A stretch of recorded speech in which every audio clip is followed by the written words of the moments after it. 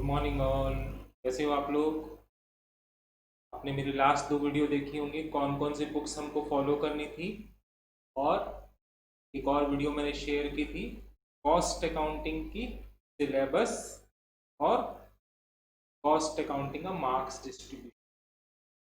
आज हम एक चैप्टर कवर कर रहे हैं, कॉस्ट शीट। मैंने अपने सिलेबस में डिस्कशन किया था कि जो फर्स्ट यूनिट है उसमें एक ही प्रैक्टिकल चैप्टर है कॉस्ट शीट, और बाकी पार्ट उसमें थ्योरी का है। तो कॉस्ट शीट का पहले हम एक प्रैक्टिकल पार्ट कवर करें।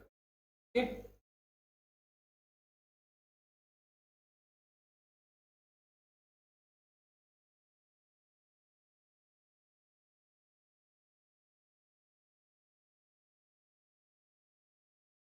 बुक का ये है चैप्टर 3। चैप्टर का नाम है कॉस्ट शीट। क्लास 11 में आप एक चैप्टर पढ़े थे, फाइनल अकाउंट्स। फाइनल अकाउंट्स और कॉस्ट शीट में एक बेसिक रिलेशन है, इस चीज को पहले आप जान लो। क्या रिलेशन है कॉस्ट शीट और फाइनल अकाउंट्स में? कोई भी प्रोडक्ट जो हम लोग मैन्युफैक्चर करते हैं और मैन्युफैक्चर करके बेचते हैं, तो बेचने के बाद हम उसके लिए प्रॉफिट कैलकुलेट करने के लिए ट्रेडिंग पीएल अकाउंट बनाते हैं। ओके, तो प्रोडक्ट सेल करने के बाद हम फाइनल अकाउंट्स बनाते थे। फाइनल अकाउंट्स में जो प्रॉफिट निकलता था दैट वाज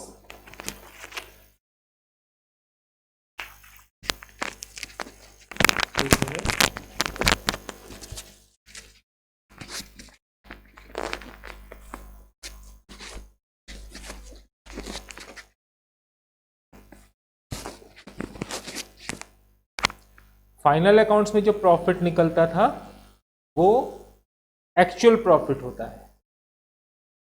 इसी प्रकार कंपनी जब कोई प्रोडक्ट मैन्युफैक्चर करता है तो उससे तो उसको मार्केट में बेचना होगा, और बेचने से पहले तो उसका मार्केट प्राइस डिसाइड करना होगा। तो कंपनी क्या करती है, एक कॉस्ट शीट कैलकुलेट करती है, कंपनी का टोटल कितना खर्चा लगा उस प्रोडक्ट को मैन्युफैक्चर करने के लिए। ठीक है, तो उस प्रोडक्ट का कॉस्ट कंपनी टोटल कर लेती है, और कॉस्ट में एक मार्जिन कंपनी को जो चाहिए, कंपनी उस मार्जिन को ऐड कर लेती है। इस मार्जिन को ऐड करके कंपनी सेल प्राइस कैलकुलेट करती है। ओके, तो कॉस्ट शीट और फाइनल अकाउंट्स में एक बेसिक डिफरेंस क्या है? कॉस्ट शीट मार्केट में प्रोडक्ट बेचने से पहले बन जाती है, और फाइनल अकाउंट्स मार्केट में प्रोडक्ट बिकने के बाद बनाई जाती है। कॉस्ट अकाउंटिंग और कॉस्ट शीट से जो प्रॉफिट निकलता है that is not actual profit. क्यों? क्योंकि एक्चुअल कॉस्ट के बेसिस में ये कॉस्ट शीट नहीं बनाई जाती। ये एक एस्टिमेटेड कॉस्ट शीट है, एस्टिमेटेड कॉस्ट को लेके सेलिंग प्राइस कैलकुलेट करने के लिए कॉस्ट शीट है। और फाइनल अकाउंट्स क्या है? एक्चुअल कॉस्ट उसमें सारे लिए जाते हैं। ओके, तो ये बेसिक डिफरेंस था जो आपको जानना जरूरी था। कॉस्ट शीट क्या है? It is a statement which shows the breakup and buildup of cost. Okay, हम लोग आगे फॉर्मेट पढ़ेंगे, तो फॉर्मेट में हमको पता चलेगा कि कॉस्ट शीट में कैसे ब्रेकअप ऑफ कॉस्ट को शो किया जाता है। It is a document which provides for the assembly of detailed cost of a cost center और cost unit। अलग अलग कॉस्ट सेंटर में अलग अलग कॉस्ट जो लगते हैं उन सबको एक जगह असेंबल करके assembly of detailed cost of a cost centre, ये इस स्टेटमेंट में हम लोग शो करते हैं। It is a detailed statement. क्या चीज का डिटेल्ड स्टेटमेंट है? depicting the subdivision of cost arranged in a logical order under different heads। अलग अलग हेड्स हैं, उस हेड्स में हम लोग इनको अरेंज करके शो करते हैं। ठीक है, ये यूजेस वगैरह बाद में हम कवर करेंगे नेक्स्ट क्लास में। पहले हम एक basic format of cost sheet देख लेते हैं। हेडिंग क्या रहेगा कॉस्ट शीट का? एकदम टॉप में कंपनी का नाम लिखना होगा, उसके नीचे लिखेंगे कॉस्ट शीट।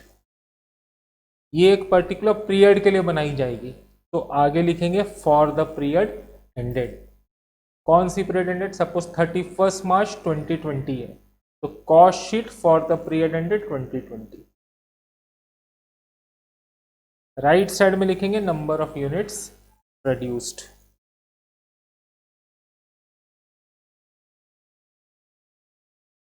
फॉर्मेट क्या है अब कॉस्ट शीट का देखो, पहले पूरा फॉर्मेट देख लो।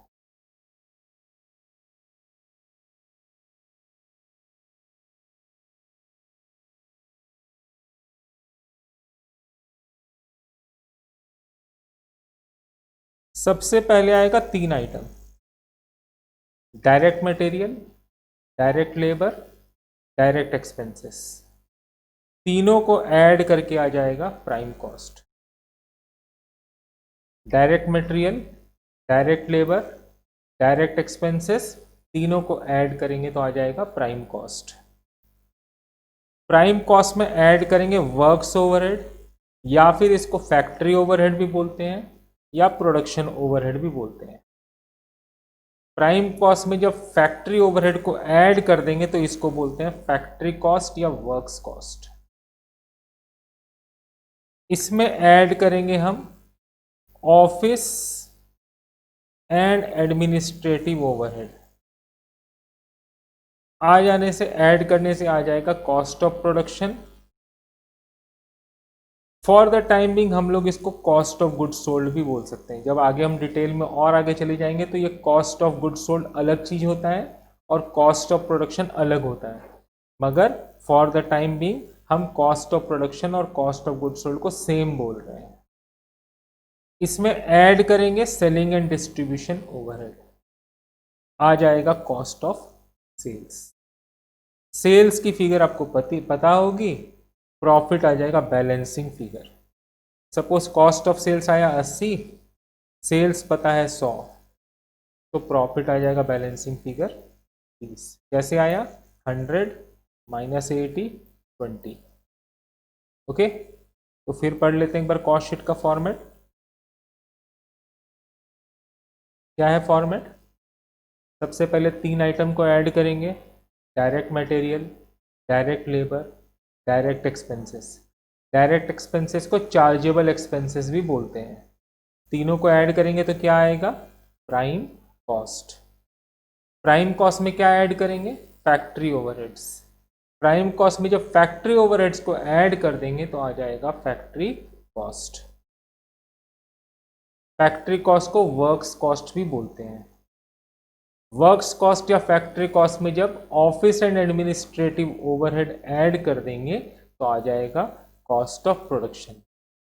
आज की क्लास के लिए हम कॉस्ट ऑफ प्रोडक्शन को कॉस्ट ऑफ गुड्स सोल्ड भी बोल रहे हैं, मगर जब हमारा लेटर ऑन डिस्कशन होगा तो हम इसका डिफरेंस समझ जाएंगे और दोनों का मतलब सेम नहीं है। Okay, cost of goods sold में हम ऐड करेंगे सेलिंग एंड डिस्ट्रीब्यूशन ओवरहेड, आ जाएगा cost of sales.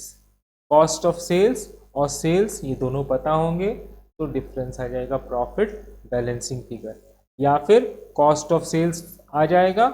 Profit question में बोला होगा क्या करना है, दोनों को ऐड कर देंगे तो आ जाएगा सेल्स। ओके, एक बार हम जल्दी से बता दे रहे हैं कॉस्ट शीट का फॉर्मेट।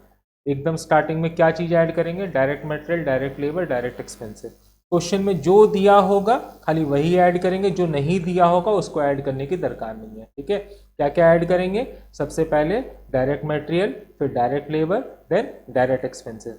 डायरेक्ट एक्सपेंसेस को चार्जेबल एक्सपेंसेस भी बोलते हैं। तीनों को जब ऐड कर देंगे तो आ जाएगा प्राइम कॉस्ट।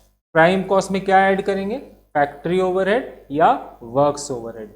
ओके, तो ऐड करके क्या आ जाएगा? Works cost. इसको फैक्ट्री कॉस्ट भी बोलते हैं। फैक्ट्री कॉस्ट में फर्दर क्या ऐड करेंगे? Office and administrative overhead. Office and administrative overhead add करके आ जाएगा कॉस्ट ऑफ प्रोडक्शन, जिसे कॉस्ट ऑफ गुड्स सोल्ड भी बोलेंगे हम आज फर्स्ट क्लास के लिए। कॉस्ट ऑफ गुड्स सोल्ड में selling and distribution overhead add कर देंगे, आ जाएगा cost of sales. Cost of sales और सेल्स दोनों के बीच में डिफरेंस आ जाएगा प्रॉफिट बैलेंसिंग फिगर। ओके, एक बार आप भी जल्दी से रिवाइज कर लो। ठीक है, कॉस्ट शीट का फॉर्मेट क्या था, एकदम ऊपर कंपनी का नाम लिखेंगे, हम जैसे लिखे थे एग्जांपल में श्री गणेश लिमिटेड। उसके नीचे क्या आएगा, कॉस्ट शीट। कॉस्ट शीट के आगे क्या आएगा, for the year ended. Right side में क्या आएगा, नंबर ऑफ यूनिट्स प्रोड्यूस्ड। फिर नीचे क्या आएगा, सबसे पहले तीन आइटम है, direct material, direct labour, direct expenses. तीनों को ऐड करेंगे तो क्या आएगा, प्राइम कॉस्ट। प्राइम कॉस्ट में क्या ऐड करेंगे, works overhead. Works overhead add करके क्या आएगा, वर्क्स कॉस्ट, जिसको फैक्ट्री कॉस्ट भी बोलते हैं। फैक्ट्री कॉस्ट में क्या ऐड करेंगे, office and administrative overhead. Office and administrative overhead add करके क्या आएगा, cost of production. Cost of production में को कॉस्ट ऑफ गुड्स सोल्ड भी बोल सकते हैं आज के क्लास के लिए। ऐड क्या करेंगे, selling and distribution overhead. Selling and distribution overhead add करके क्या आएगा, cost of sales. Cost of sales question में और फर्दर सेल्स दिया होगा, दोनों का डिफरेंस आ जाएगा प्रॉफिट बैलेंसिंग फिगर। ओके, एक क्वेश्चन देखते हैं अपन।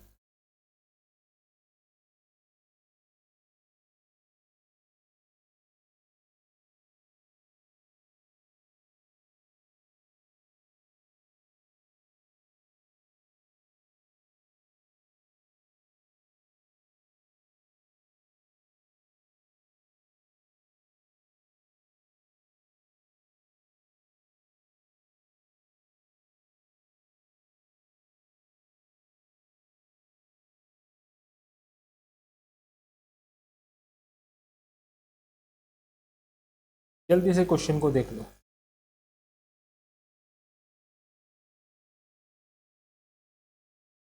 किताब का पेज नंबर क्या है, पेज 3.15। ओके,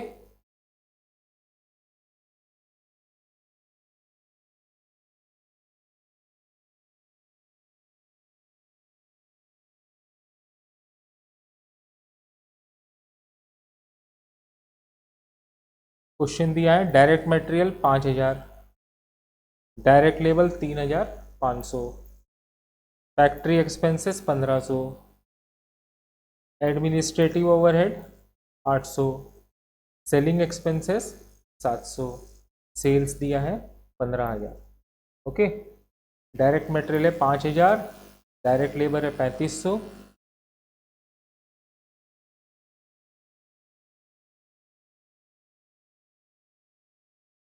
जल्दी से बना low cost sheet. Direct material, direct labour, direct material था 5000, डायरेक्ट लेबर है 3500, ऐड करके आ जाएगा 8500 प्राइम कॉस्ट। ओके, फिर ऐड क्या करेंगे, फैक्ट्री ओवरहेड। फैक्ट्री ओवरहेड कितना है, 1500, ऐड करके आ जाएगा 10,000। ये क्या हो जाएगा, फैक्ट्री कॉस्ट। एक बार रफली कर रहे हैं, ठीक है, फिर अपन फेयर करेंगे। फैक्ट्री कॉस्ट में ऐड क्या करेंगे, एडमिनिस्ट्रेशन ओवरहेड। एडमिनिस्ट्रेशन ओवरहेड कितना दिया है, 800 रुपया, आ जाएगा 10,800। इसको क्या बोलेंगे, कॉस्ट ऑफ प्रोडक्शन। इसमें ऐड करेंगे selling and distribution overhead. Selling and distribution overhead दिया है 700 रुपया, आ जाएगा 11,500। इसको क्या बोलेंगे, cost of sales. Sales question में दिया है, कितना रुपया सेल्स दिया है, 15,000।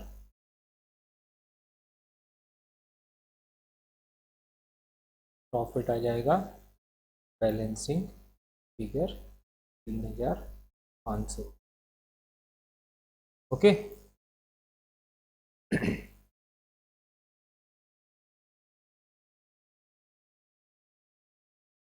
पेयर बनाते हैं हम लोग एक तो।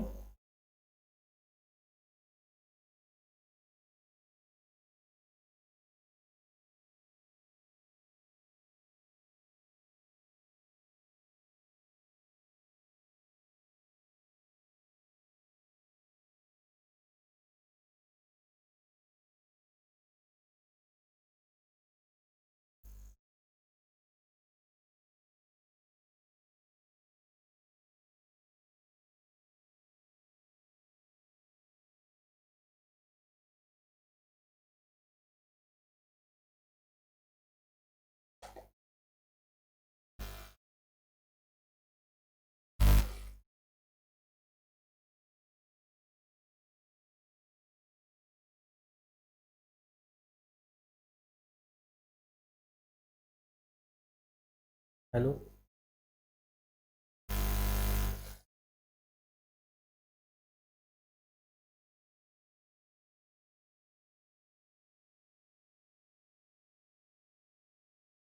ठीक है।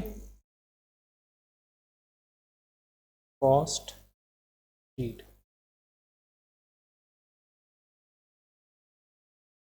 पर्टिकुलर्स अमाउंट ब्रैकेट में रुपीस,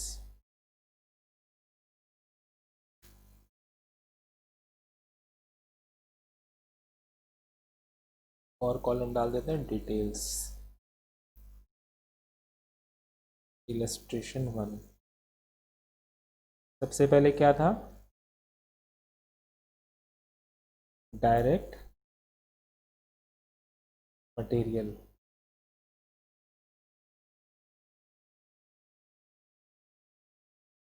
डायरेक्ट मटेरियल कितना था, 5000। ऐड करेंगे डायरेक्ट लेबर 3500। इस क्वेश्चन में डायरेक्ट एक्सपेंसेस नहीं दिया है, जो नहीं दिया उसको हम लोग नहीं लेंगे। ओके, तो डायरेक्ट मटेरियल और डायरेक्ट लेबर दोनों को ऐड कर देंगे, आ जाएगा 8500। इसको क्या बोलेंगे, प्राइम कॉस्ट। ऐड क्या करेंगे, फैक्ट्री ओवरहेड्स। कितना रुपया फैक्ट्री ओवरहेड्स, 1500 रुपया, आ जाएगा 10,000। इसको क्या बोलेंगे, वर्क्स कॉस्ट।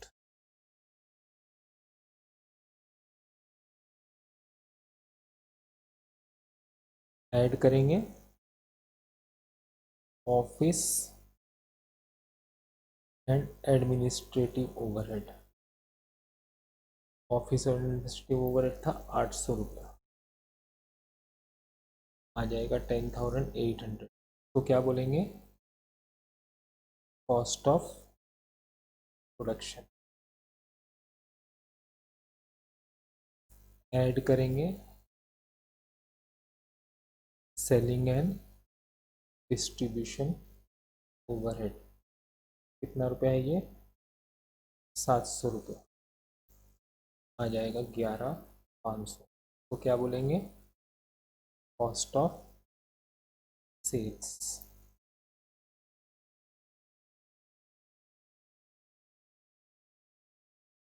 सेल्स दिया है क्वेश्चन में 15,000। अगर सेल्स ज़्यादा होगा और कॉस्ट ऑफ सेल्स कम है तो डिफरेंस को हम बोलेंगे प्रॉफिट, या फिर अगर सेल्स कम होता तो डिफरेंस को हम बोलते लॉस। ये प्रॉफिट क्या है, बैलेंसिंग फिगर है। कितना रुपया आएगा, 3,500। ठीक है, तो कितना सिंपल है कॉस्ट शीट, ये हमने देखा। आगे हम नेक्स्ट क्लास कवर करेंगे। Okay, thank you.